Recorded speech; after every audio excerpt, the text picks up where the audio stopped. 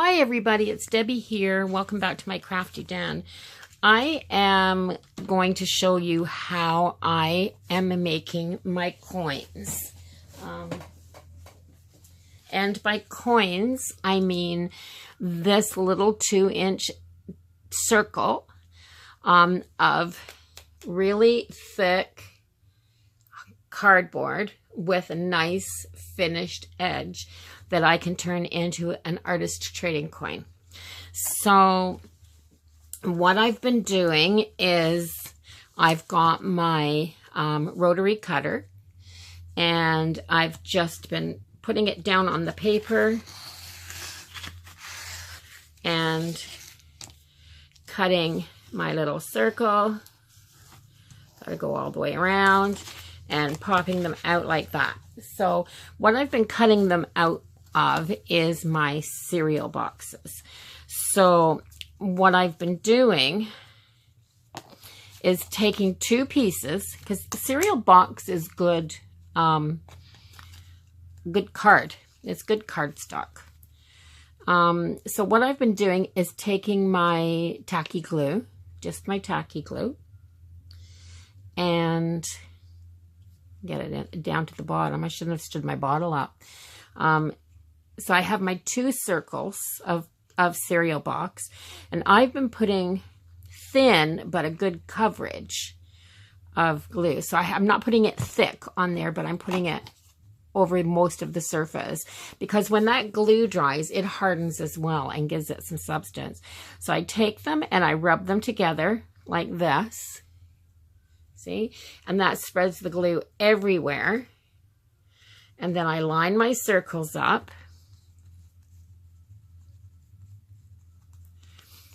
And I wait for them to dry.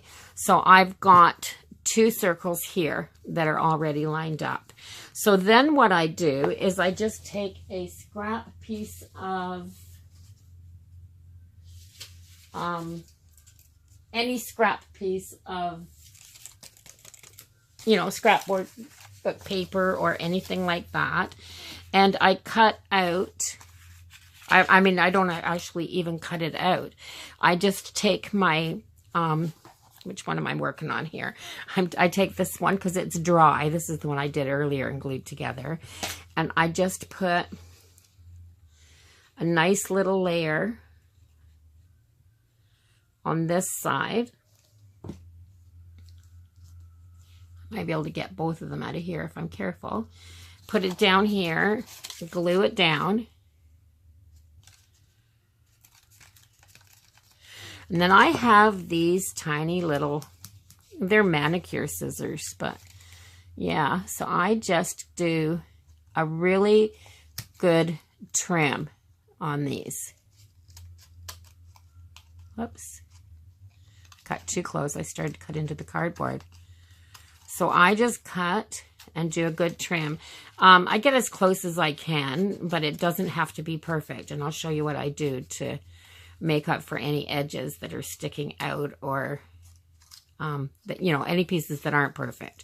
Because trimming out, see, it's not a circle. I mean, it's got corners and it's rounded on the edges and stuff. So no, I'm going to grab another little piece. Here's a circle I cut out for something else earlier.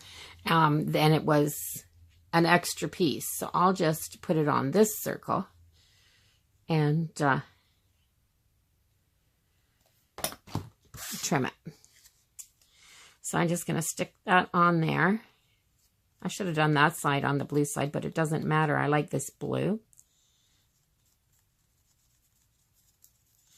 So if you want to make them up ahead of time, that's what I should have done. I should have glued that face down so I had my white piece on the back.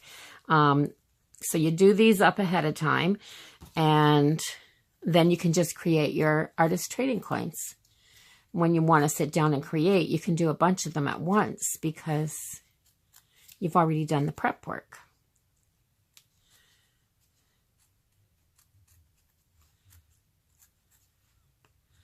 So I trim this around like this, and then I let that dry. And I'm not going to let it dry, this one, because I It's better if you let it dry first, though. And then when I've done a bunch of these and I've let them dry, I'm going to take an emery board, and it's not even, like there's ridges if you go around the outside. So I'm just going to take my emery board, and I'm going to file off just like I was, yeah, I feel like I'm in a nail salon, right? Yeah, you wouldn't want me working on your nails. So I'm just going to go around like this and take all the extra off right to, see how that's coming? Now it's a nice circle there. I'll go on to the other side, and it's blue, so you'll be able to see it a little bit better. But I'm going to do the same thing on this. So you do one side, flip it over, and you do the other. And this is a little bit soft, so it's bending right now. But if you let this dry first, it wouldn't be.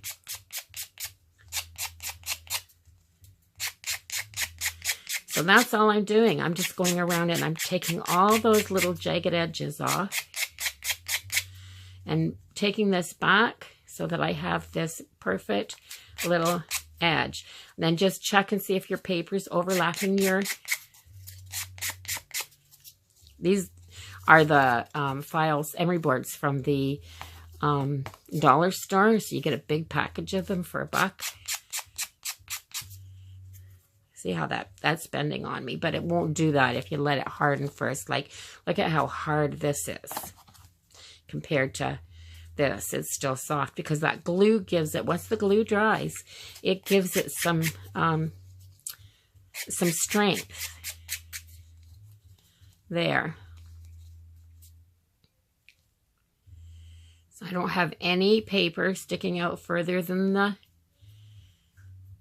And then when I'm done that, I'm just going to take my marker, and you know the wedge? This is one of those big Sharpies.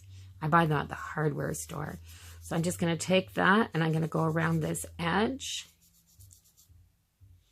And I got to go buy another one because this one's starting to get dried up.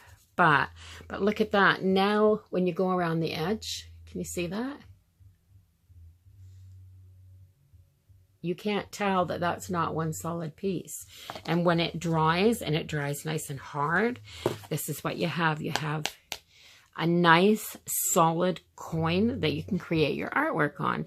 So that's what I'm doing. I'm doing a 2-inch circle and glue 2 pieces of cardstock together.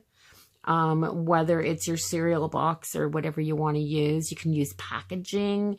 As long as you can glue it together and cut it, you can do that. And then I just cover it with the... I should have put that side down. It would have been nice and white on both sides like this. But look at, it's a coin. And let me grab the sleeve of the pocket page that I want to keep them in. And when it's done and it's decorated, it will slide nicely into my little pockets. So there you have it. So that's how I'm creating my artist trading coin, the blank coin. That's the blank coin. Now I can go back and I can create artwork on these when I'm ready. So I just thought I would share that. It's a simple little idea. It actually costs you nothing but a little bit of glue if you're going to use things like food packaging and some scrap papers that you'd probably toss anyway.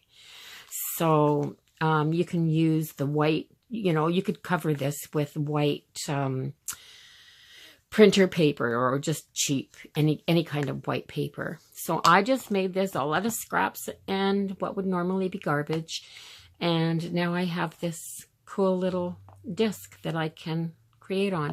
So I just wanted to share that. So thank you for watching, everybody. If you enjoy me showing you little things like this, please give this video a thumbs up.